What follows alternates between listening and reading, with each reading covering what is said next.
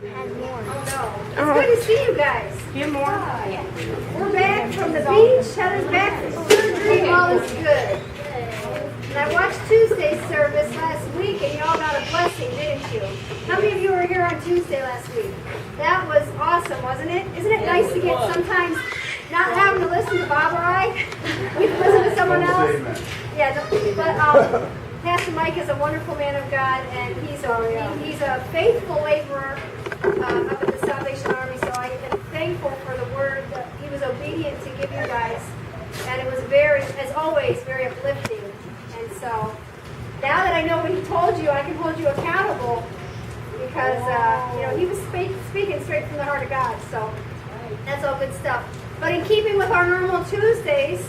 And I appreciate that Heather was able to pick up our Live in 5 last week. That was wonderful. Courtney's got our 5-minute today, so we're going to turn it over to her. Go, Courtney. I don't have a ticker. Yeah. Okay, so we know that God is in the business of forgiving, and we know that He's willing to wipe away any of our sins, and we know that we can have a better relationship with Him as long as we call on Him, right?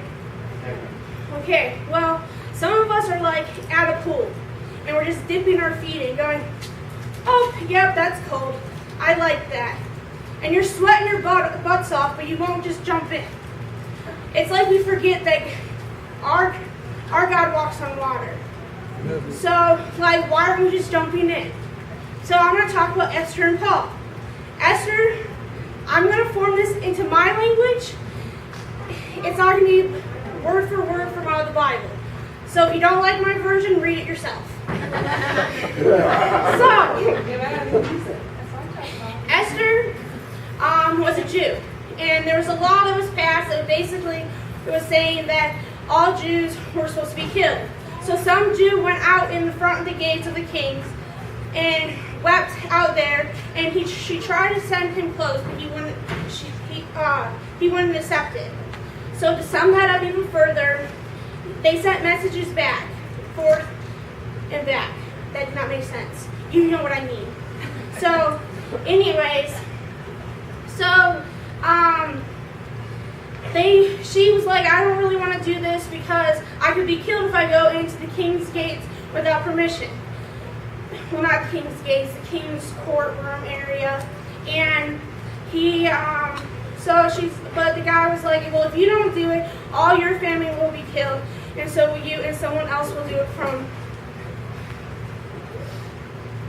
somewhere else. Anyways. And, so she went to the courts knowingly that she could be killed if she wasn't accepted in. They gave, like, I like to think of it as a shiny, like, staff that you, like, he hands you and goes, yeah, I like you, so I'll accept you in. Well, she went in and he handed out the staff, which means that she would not be killed because she did what she was supposed to do. So Esther knew that if she went to the courts and didn't do what she was supposed to do, what she was called to do, she would be killed for not doing what she was told to do, and someone else would rise up to the occasion.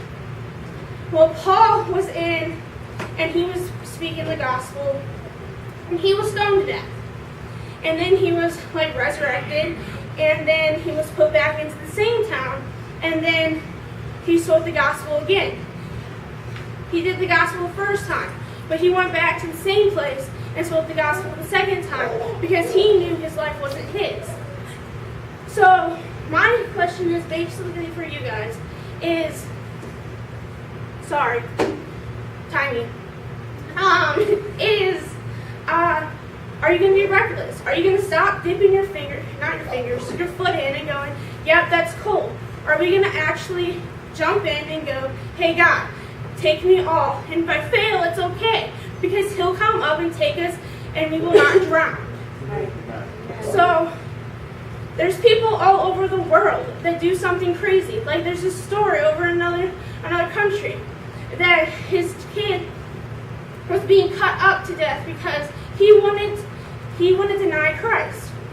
What are you willing to do? Are you willing to watch your kid be cut up in front of you and to not deny Christ? what are you still asking God for? Because God died on the cross. He gave everything to you. If he doesn't give you any more, he doesn't owe you anything. So why do we keep acting like he owes us something, like he owes us money, like he owes us his life? He doesn't. He never said this walk was going to be easy. He just said do it. Because there's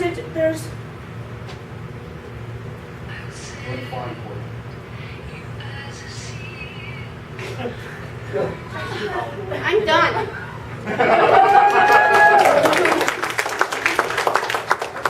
Say 5. We mean 5, not a second more. All right. We get the point. You get the point, right? Are you willing to be reckless for Christ? Because he's got you in this. That's awesome. Awesome. Well said. All right.